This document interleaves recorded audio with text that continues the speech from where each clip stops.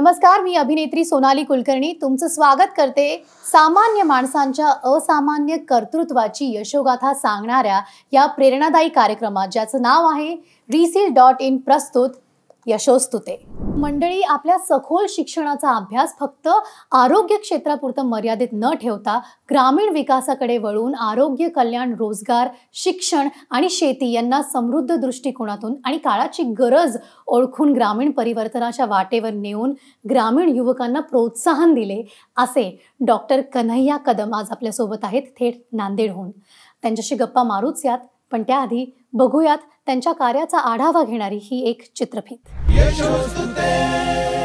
आयुर्वेद महाविद्यालयातून BAMS पदवी मिळवत डॉक्टर कन्हैया कदम यांनी आपले वैद्यकीय शिक्षण पूर्ण केले.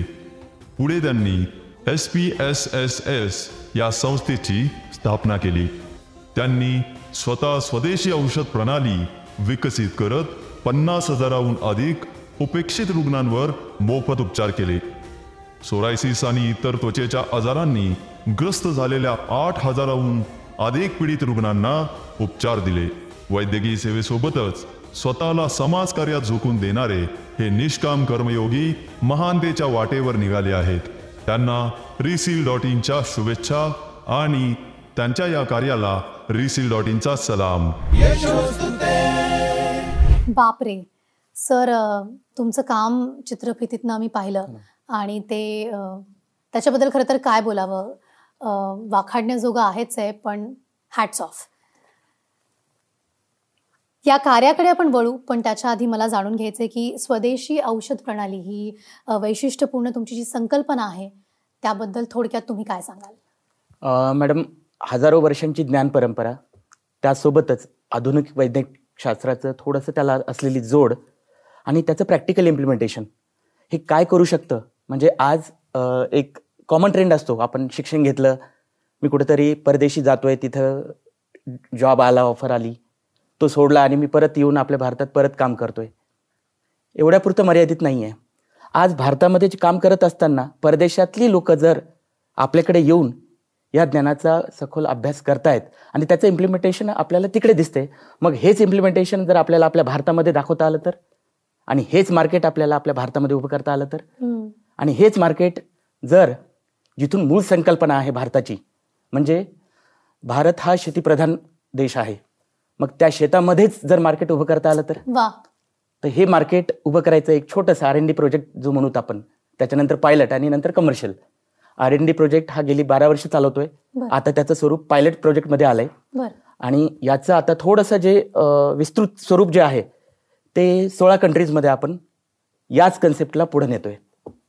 12 वर्ष झालीत. सर, मधुमेहासारखा जो जागतिक आजार आहे, आपली उत्क्रांती कुठली?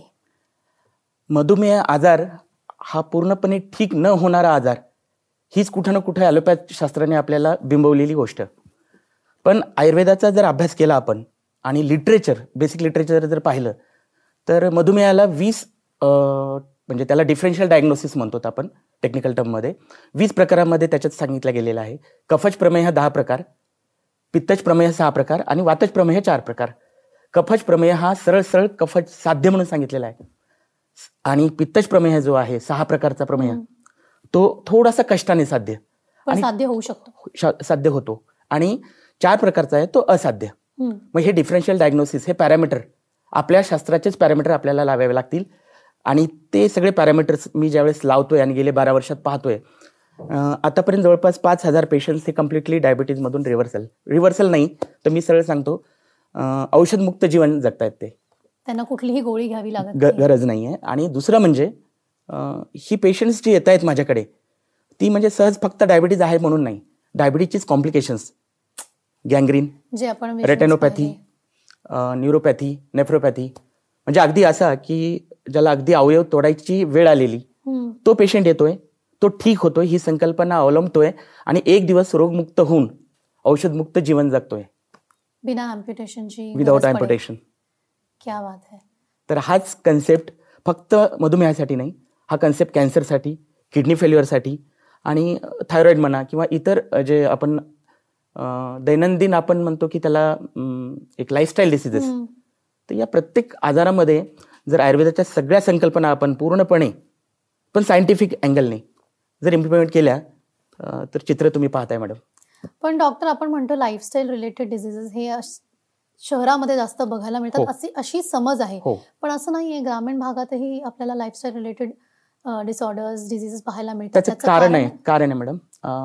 मी एक चतुसूत्री मी माझ्या पद्धतीने पाहतो एक रोगमुक्त जीवन जगण्यासाठी. त्यामध्ये सगळ्यात महत्वाचा आहार, नंबर 2 विहार, नंबर 3 विचार आणि नंतर गरज पडली तर औषधं. बरोबर. तर आहार हा संकल्प आपण इंट्रोडक्शन देताना आपण पाहिलं की ग्रामीण विकास का, आहार कुठून येतोय मॅडम? शेतांमधनं, ग्रामीण भागांमधनं. तो आहार किंवा ती जी काही आपल्याकडे येणारी प्लेट आहे, ती प्लेटच जर मेडिसिन असेल तर, म्हणजे आपल्याला आपण जो काही आहार घेतोय याचंही कुठं ना कुठं शास्त्रीय अवलोकन करणं आणि त्या अँगलने आपल्या म्हणजे आहारालाच जर औषध म्हणून आपण कन्व्हर्ट केलं, जी मूळ संकल्पना होती.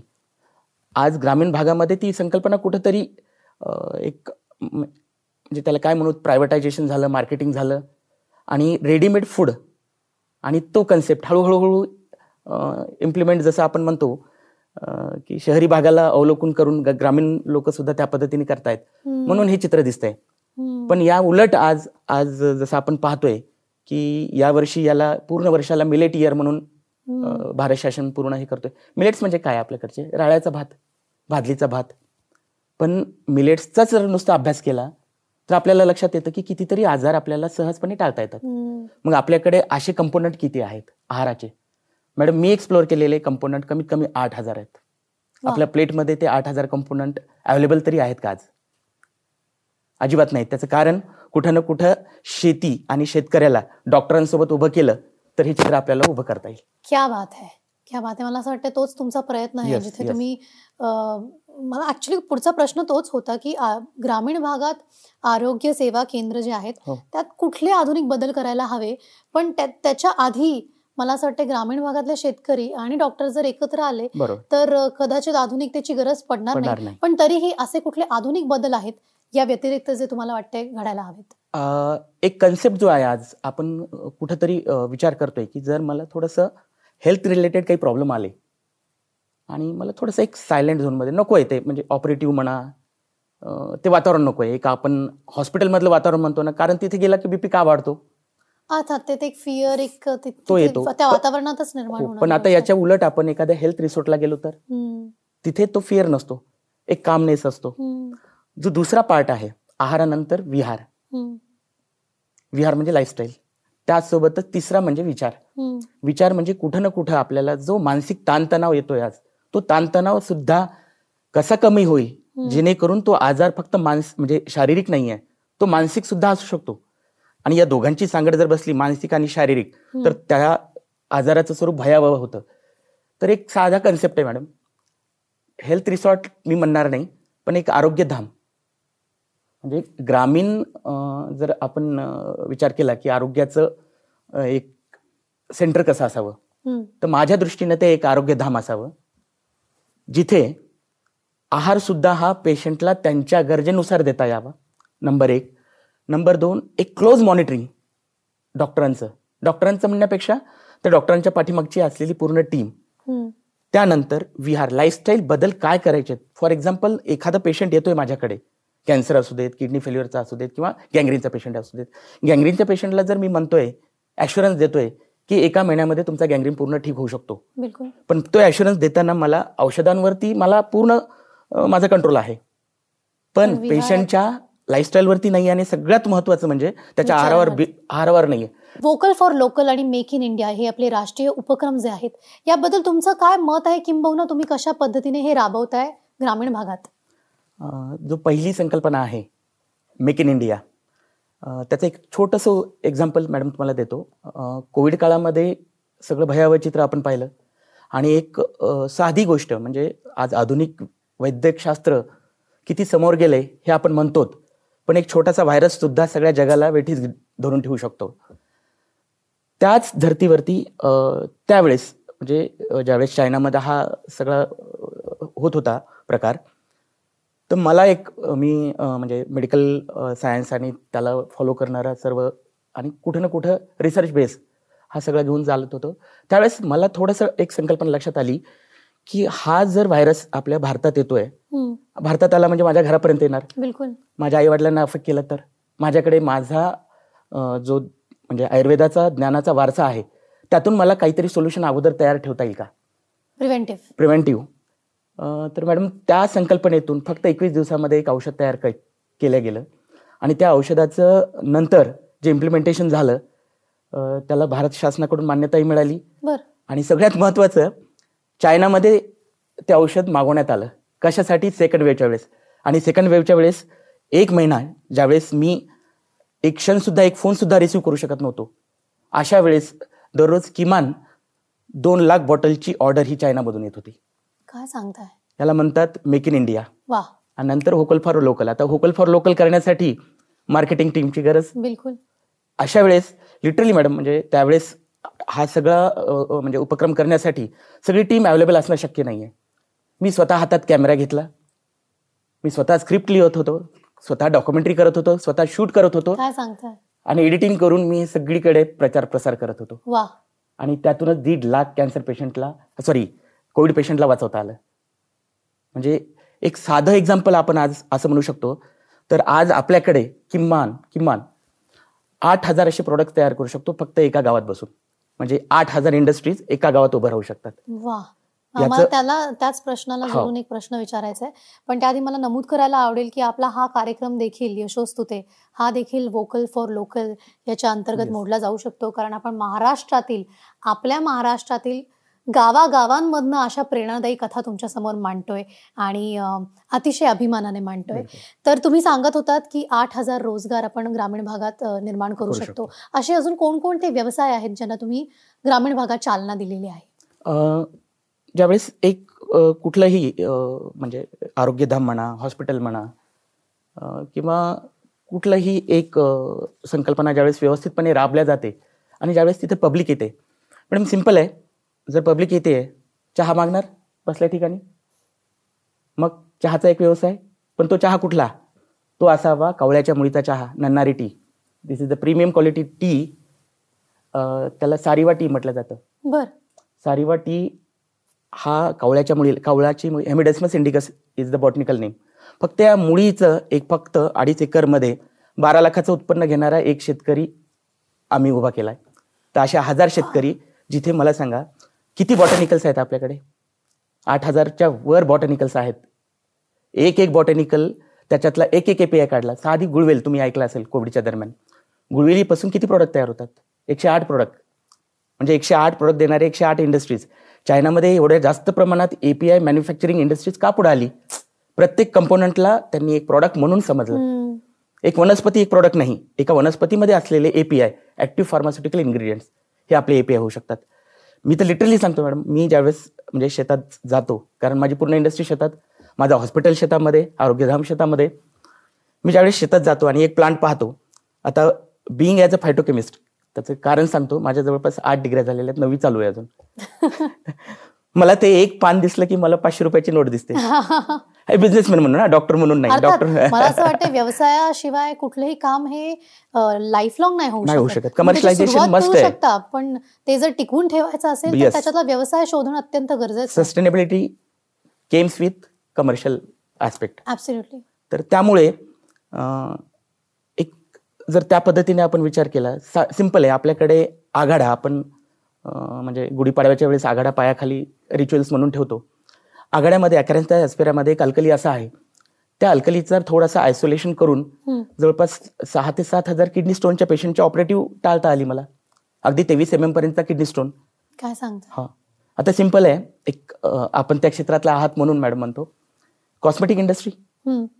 एक कॉस्मेटिक इंडस्ट्रीसाठी लागणारा API जर हर्बल असेल, नॅचरल असेल, तुम्ही ते ऍक्सेप्ट करणार का सिंथेटिक प्रोडक्ट हवाय? का नाही करणार? ऑफकोर्स करणार, कारण त्याला साईड इफेक्ट्स नसतील. अजिबात नाही. तर मी जे एक्सप्लोअर केलेले आहेत 2400 प्रोडक्ट्स, अगदी नखशिकांत जे आपल्याला लागतात, ते सगळे कुठं ना कुठं शेतीशी निगडीत जे काही हर्ब्स आहेत त्यातून तयार केले जाऊ शकतात आणि एवढ्या चांगल्या पद्धतीने समोर आणले जाऊ शकतात. सिंपल आहे. आपण एक डॉक्टर म्हणून मी कधी म्हणणार नाही तुम्हाला की चहा जास्त प्या म्हणून, अर्थात. पण हा जो नन्नारी टी आहे, नन्नारी टी हा किती वेळेस प्यायचा? मी रेकमेंड करतो 16 वेळेस प्यायला पाहिजे दिवसाला. बापरे. त्यामुळे तुमच्या चेहऱ्यावर फक्त 21 दिवसामध्ये ग्लो येतो. मला त्याचं हे द्या. मला गंमत ही वाटते की प्रत्येक प्रश्नाचं सोल्युशन हे आपल्या मातीमध्ये आहे. फक्त ते ओळखणं गरजेचं आहे. ते ओळखून ते लोकांसमोर आणणं गरजेचं आहे आणि ते लोकांसमोर आणून त्याच्याबद्दल प्रचार होणं खूप गरजेचं आहे. तुम्ही सुरुवातीला जसं मी म्हटलं की ज्या पद्धतीने तुम्ही शिक्षण आणि शेती आणि आरोग्य हे एकत्र आणताय ते खरंच वाखाणण्याजोगं आहे आणि ते स्वतःपुरतं मर्यादित न ठेवता ग्रामीण भागातल्या युवकांना देखील कसं प्रोत्साहन देताय हे मला जाणून घ्यायला आवडेल. मॅडम, एक सिंपल कन्सेप्ट आहे. शेती म्हटलं की शेतकऱ्याला कुठं ना कुठं मेहनत करावीच लागेल. मेहनतीशिवाय पर्याय नाही. पण मेहनत करत असताना जर टेक्निकल सपोर्ट त्याला मिळाला तर, because he is not so much educated. आणि जो एज्युकेटेड शेतकरी आहे तो कुठपर्यंत चालला हे पण पाहिलं आपण. म्हणजे करोडो सुद्धा तो कमवतोय. पण हे चित्र सगळीकडे सारखं उभं आहे का? अजिबात नाही. मी जे पाहिलेलं आहे तर 97% farmers are not having so much technical support. पण शेतकऱ्याचा मुलगा कुठेतरी MSc करतोय, बिलकुल बायोटेक करतोय, कुठे ना कुठे डॉक्टर म्हणून उभे राहिलो आम्ही, कुठे कोणी इंजिनियर म्हणून. हेच पूर्ण शास्त्र जर त्या शेतकऱ्याच्या पाठीमागे लावलं तर काय होऊ शकतं हे साधं उदाहरण हे माझ्याकडेच पहा. मी शेतकऱ्याचाच मुलगा आहे आणि त्यातून काय काय होऊ शकतं म्हणजे आपल्या नॉलेजचं इम्प्लिमेंटेशन आपल्याच मातीत करण्यासाठी आपलीच मेहनत, आपल्या कुटुंबाची असलेली सांगड आणि जसं आपण म्हणतोय की हजारो वर्षांची ज्ञान परंपरा आपल्याकडे आहे त्याचा वापर करणे आणि सोबत त्याला आधुनिकतेची जोड देणे.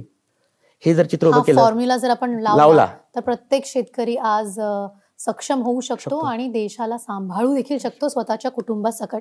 ग्रामीण भागातील वैद्यकीय क्षेत्राचा अनुभव तुम्हाला कसा आहे? मॅडम, माझा प्रवास जो आहे म्हणजे मूळ शिक्षण माझं लिमगाव, माझं स्थानिक गाव. त्यानंतर ती घोडदौड डॉक्टर व्हायची, 11वी 12वी नांदेड. त्यानंतर मग मुंबई पोद्दार, त्याच्यानंतर BHU बनारस हिंदू युनिव्हर्सिटी वाराणसी. तिथे सॅटिस्फॅक्शन नाही मिळालं मग तिथून जामनगर आयुर्वेद युनिव्हर्सिटी. आणि तिथून मग पहिला जो जॉब होता तो गव्हर्नमेंट जॉब सेंट्रल मिनिस्ट्रीमध्ये, पण तिथेही काही मन रमलं नाही. त्यानंतर मात्र थेट म्हणजे मला जो एक चान्स मिळाला रघुनाथ माशेलकर सर त्यांच्यामुळे, क्लिव्हलँड रिसर्च इन्स्टिट्यूट USA, तिथे being as a junior scientist म्हणून माझं सिलेक्शन झालेलं. आणि तिथे जायचं म्हणून मग आपण 8 वर्ष झालं बाहेरच आहोत. घरी जावं, आईबाबांची सेवा करावी एक 6-7 महिने आणि त्यानंतर पुढे चाललं जावं. मग अशा वेळेस नॅचरली खूप मेट्रोमध्ये राहिल्यामुळं गावी आल्यानंतर गावात सुद्धा मन रमत नव्हतं. पण शेतामध्ये गेलो, पण तिथे 6 महिने शेतात जो पिरियड माझा गेला त्यावेळेसचा तो अगदी अविस्मरणीय. म्हणजे ती शेती इतकी आवडली, तो निसर्ग इतका आवडला. पण काय झालं, तिथे राहत असताना म्हणजे दिवस रात्र तिथेच राहायला लागलो. डॉक्टर म्हणून थोडंसं झालं ना प्रचार प्रसार पाहुण्यांमध्ये की डॉक्टर म्हणून आलेत. पहिला पेशंट जो माझ्या हातावरचा ठीक झाला होता तो ब्रेन ट्युमरचा. थेट आणि तो पण शेतात बसून. त्याला कारण सांगतो, आयुर्वेद शास्त्रामध्ये औषधी कुठल्या आहेत? सगळे हर्ब्स कुठे भेटणार आहे? शेतामध्ये भेटणार आहेत का शहरामध्ये भेटणार आहेत? अर्थात. आणि ते हर्ब्स सगळे माझ्याकडे तिथे इझिली अवेलेबल होते. त्याची प्रोसेसिंग, त्याचं नॉलेज माझ्याकडे होतं. त्याचं प्रोडक्शन म्हणा त्याचंही नॉलेज घेऊन आलेलोच होतो. आणि लिगॅलिटी सुद्धा माहीत, कारण लॉ पण करून बसलेलो. म्हणजे सगळं एकत्र जोडून ज्यावेळेस एक हातात स्टँडर्डाइज औषध तयार करून द्यायला लागलो तर तो प्रवासाने आजपर्यंत माझ्या हॉस्पिटलचं उद्घाटन सुद्धा नाही झालेलं. आणि आज US मधनं पेशंट येतोय, UK मधनं येतोय, दुबईमधनं येतोय. पण सगळ्यात जास्त मला अभिमान आज कधी वाटतो ज्यावेळेस माझ्या बाजूच्याच खेड्यातला पेशंट येतोय आणि ही संकल्पना ऍक्सेप्ट करतोय, त्याचा प्रचार प्रसार करतोय. हे खरं कुठंतरी समाधानाचं एक हे आहे. आणि किती वर्षांचा हा प्रवास असेल? खरं तर तसा 16 वर्षांचा प्रवास, पण ऍक्च्युअली 12 वर्षापासून हा प्रवास चालू आहे. आणि या 12 वर्षाच्या प्रवासांमधला असा एखादा कुठला संघर्षाचा प्रसंग जो तुम्हाला कधी असं खचलं किंवा असं कधी कुठेतरी काहीतरी वाटलं तर तो प्रसंग तुम्हाला कायम प्रेरणा देत असेल? ऍक्च्युअली खरं सांगायला गेलं तर असा प्रसंग कधी अगोदर घडला नाही, पण तो आता घडतोय. म्हणजे इनफॅक्ट आता प्रेझेंटमध्ये तो प्रकार चालू आहे माझ्यासोबत. त्याचं कारण सांगतो. म्हणजे इनफॅक्ट 12 वर्षाच्या किंवा 16 वर्षाच्या प्रवासामध्ये माझी एकत्रित कुटुंब पद्धती आणि माझ्या कन्सेप्टसाठी झगडणारे आई वडील, भाऊ वहिनी आणि माझी मिसेस. तर माझ्या मिसेसचं सुद्धा सेम क्वालिफिकेशन, बरं. म्हणजे लग्नानंतर माझ्या प्रत्येक डिग्रीला ती आणि मी सोबत ऍडमिशन घेऊनच केलेलं. क्या बात आहे. पण पहा, एक ध्येय वेळ पण माणसाला कुठल्या कुठं घेऊन जाऊ शकतं आणि कधी कधी होतात काही गोष्टी. त्याच प्रकारातला एक प्रकार, कोविड नंतर मी लिटरली सांगतो मॅडम की माझ्या हातावर एकही पेशंटची डेथ झाली नाही 1.5 लाख पेशंटमध्ये. आणि अक्षरशः कधी कधी म्हणजे फॅक्ट सांगायला काही अडचण नाही, आता पॅन्डेमिक ऍक्ट काही राहिला नाही, कधी कधी पीपी किट नव्हता, कधी कधी मास्क नव्हता, काही नव्हता. अशा वेळेस पेशंट ज्यावेळेस समोर मरतोय, अशा वेळेस डॉक्टर म्हणून मी तो कम्फर्ट नाही पाहिला किंवा ती सिक्युरिटी नाही पाहिली स्वतःचा. आणि 2 वर्ष मी सतत, म्हणजे लिमगाववरून मुंबई, लिमगाववरून दिल्ली, दर गुरुवार शुक्रवार फ्लाईटमध्ये मी एकटा असायचो. आणि ते 6 ते 7 दिवस मुंबईमध्ये, ठाणा एरिया असू द्यात, दिल्लीमध्ये असू द्यात, सगळीकडे प्रत्येक पेशंटच्या पाठीमागे जाऊन उभं राहिलो. एक पेशंटला ट्रीट केलं की दुसरीकडे जाताना त्यांना व्हॉट्सअप ग्रुपमध्ये टाकायचो त्यांच्या फॅमिली मेंबरला की त्यांच्यासोबत सिम्पटम्स काय काय व्हायलेत मला अपडेट करत राहा. आणि जेव्हा 3 दिवसात 4 दिवसात त्या एम्युके औषधामुळे जेव्हा पेशंट रिलॅक्स व्हायचा त्यावेळेस समाधान भेटायचं. पण मी सगळ्यात जो महत्त्वाचा पार्ट पाहिला कोविडमध्ये, सगळ्यात जास्त डेथ कुठं झाल्या, जे म्हणजे ज्यांना कोविड झाल्यानंतरही असिम्प्टमॅटिक होते, तो वर्ग जवळपास 96%. फक्त 4% लोकांनाच हा इम्पॅक्ट का गेला, त्याचं कारण होतं 6 ते 7 दिवस झाल्यानंतर शरीरामध्ये इम्युन सिस्टीम सोबत एक सायटोकाईन स्ट्रॉम येतो. तो 6 ते 7 दिवसाचा पिरियड जर आपल्याला वाचवता आला तर तो पेशंट असिम्प्टमॅटिक. पण तो पिरियड जर 7च्या पुढे गेला तर तो पेशंट पॅनिक झोनमध्ये. तर याच्या पाठीमागे मेन जो सगळ्यात महत्वाचा होता तो ती म्हणजे ओन इम्युनिटी. आता ही ओन इम्युनिटी सगळ्यात जास्त कमी असलेले पेशंट मी आयडेंटिफाय केले. त्यामध्ये सगळ्यात महत्वाचा होता डायबिटीज. बरोबर. डायबिटीज कॉम्प्लिकेशन्स म्हणा किंवा अस्थमॅटिक असू द्या, कार्डियाक असू द्या, पण सगळ्यात जास्त डायबिटिक. कोविड नंतर मी एक आयडेंटिफाय केलं की डायबिटीज हाच सगळ्यात मोठा पॅन्डेमिक आहे आज. तो पॅन्डेमिक खूप छोटा आहे डायबिटीजच्या समोर. आणि या डायबिटीजला आपल्याला जर हरवायचं असेल तर आपल्याला म्हणजे एक ध्येयवेडे म्हणा किंवा वेडेपण म्हणा, त्या पाठीमागे, त्या सायन्सच्या पाठीमागे लागावं लागणार. आणि या 2-2.5 वर्षामध्ये त्या पाठीमागे या पद्धतीने लागलो की आज पेशंट माझ्याकडे जे येत आहेत ते डायबिटीज मुक्त होऊन चाललेत. ते समाधान भेटते. पण हे सगळं करत असताना दिवस रात्र मेहनत, R&D असू द्या, एकीकडे प्रोडक्शन असू द्या, एकीकडे दररोजचे पेशंट पाहणे असू द्या, कुठं ना कुठं फॅमिलीने 12 वर्षात खूप सपोर्ट दिला. रोगमुक्त जर जीवन संकल्पना राबवायची असेल तर काय विचार आहेत आपले? परत ती चतुस्त्री, आहार, विहार, विचार आणि औषधं. आता हा एक सेगमेंट मी फक्त 2-2 वाक्यात सांगतो. आहार कसा असावा? आहार हा नैसर्गिक असावा. कुठल्याही फॅक्टरीमध्ये तयार होणारा किंवा कुठल्याही माणसाने तयार केलेला आहार नको. तो निसर्गाने तयार केलेला आहार हा डायरेक्ट तुमच्या प्लेटमध्ये असावा. तर 21 दिवसामध्ये ब्लड कॅन्सरचा पेशंट ठीक झालेला असे माझ्याकडे एक्झाम्पल आहेत. हा झाला आहाराचा विचार. त्याच्यानंतर विहार, लाईफस्टाईल बद्दल मी खरं सांगतो, भारतीय जी मूळ संकल्पना आहे म्हणजे जीवन पद्धती कशी असावी यावरती अथर्ववेद आणि त्याच्यानंतर आयुर्वेद 90% फक्त विहार, तुमची लाईफस्टाईल कशी असावी, प्रत्येक जर आपण तो एक सेंटेन्स जरी एक्सप्लोर केला आणि त्या पद्धतीने इम्प्लिमेंट केला तर मला नाही वाटत की आजार होतील. त्याच्यानंतर विचार, विचाराच्या बाबतीत थोडंसं कॉम्प्लिकेशन आज, कारण आधुनिक काळात आपण जगतोय. काही जण अध्यात्माकडे वळालेत, म्हणजे मानसिक स्ट्रेस आल्यामुळं, काही व्यसनांकडे वळालेत, काही दुसऱ्या गोष्टींकडे वळालेत. पण या सगळ्यांचा अनुभव घेऊन एखादा जर व्यक्ती सगळ्यांचा अनुभव घेऊन तो वळतो ना, तो मला असं वाटतो की तो वाल्याचा वाल्मिकी होतो. अनुभव सगळेच घ्या पण त्यातून पुढे जा आणि ते जगाला कुठेतरी मार्गदर्शक असं काहीतरी मानसिक स्वास्थ्य मिळावं यासाठी जी आपली भारतीय ज्ञान परंपरा आहे त्याला पुढे प्रचार प्रसार करणं आवश्यक आहे. आणि सगळ्यात महत्त्वाचं लास्टला औषधी. खरं सांगू, KK हर्बलच्या माध्यमातून आतापर्यंत एक 27 प्रोप्रायटरी प्रॉडक्ट्स, 8 पेटेंट आणि प्रोप्रायटरी प्रॉडक्ट्स आणि आता जवळपास 300 प्रॉडक्ट घेऊन येतोय. आणि ही सगळी प्रॉडक्ट्स अगदी स्टँडर्डाइज, रिसर्च बेस, एक प्रॉडक्ट हा क्लिनिकली टेस्टेड असा समोर आणतोय, ज्याच्यामध्ये 10 वर्ष तो क्लिनिकली टेस्टमधून पेशंटला दिल्यानंतर त्याचे आलेले रिझल्ट आणि लिगॅलिटी सगळी कंप्लीट करून तो प्रॉडक्ट मी समोर आणलेले आहेत. तर असे जवळपास 300 प्रॉडक्ट्स KK हर्बलच्या माध्यमातून मी घेऊन येतोय.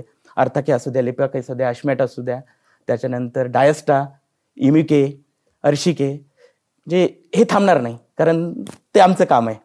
पण आहार, विहार, विचार याच्यामध्ये मात्र सगळ्यांचाच सहभाग असणं आवश्यक आहे. बिलकुल. आणि त्या 3 गोष्टींकडे जर का तुम्ही लक्ष दिलं तर औषधींची गरज पडणार नाही.